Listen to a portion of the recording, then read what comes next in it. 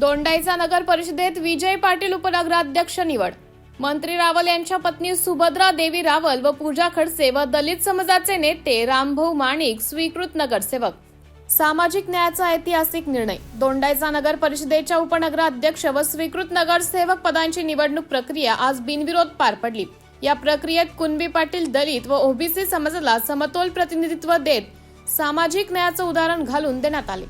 नगराध्यक्ष पदासाठी कुणबी पाटील समाजाला न्याय देत विजय जिजाबराव पाटील यांची बिनविरोध निवड करण्यात आली।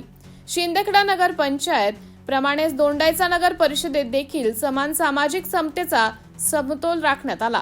स्वीकृत नगरसेवक पदावर मंत्री तथा धुळे जिल्ह्याचे पालकमंत्री नामदार जयकुमार रावल यांच्या सौभाग्यवती सुभद्रा देवी रावल यांची राजकारणात एंट्री झाली, तर रामभाऊ माणिक यांच्या रूपाने दलित समाजाला स्वीकृत नगरसेवक पदावर प्रथमच संधी देण्याचा ऐतिहासिक निर्णय मंत्री रावल यांनी घेतला।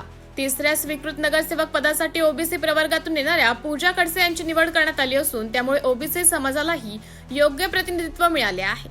या निवडींमधून मंत्री नामदार जयकुमार रावल हे सामाजिक समतोल साधण्यात व सोशल इंजिनिअरिंग करण्यात माहिर असल्याचं पुन्हा एकदा स्पष्ट झाले आहे। विशेष म्हणजे भारतात प्रथमच दोंडाईचा नगर परिषदेच्या निवडणुकीतील नगराध्यक्षासह सर्व 27 जागा एकच पक्षाच्या म्हणजे भाजपाच्या बिनविरोध निवडून आल्याचा इतिहास घडला असून या ऐतिहासिक यशामुळे शहरात समाधानाचं वातावरण आहे। या निर्णयामुळे दोंडाईचा शहरात समावेशक, विकासाभिमुख आणि सर्व समाजांना विश्वास देणाऱ्या राजकारणाचा नवा अध्याय सुरू झाला आहे।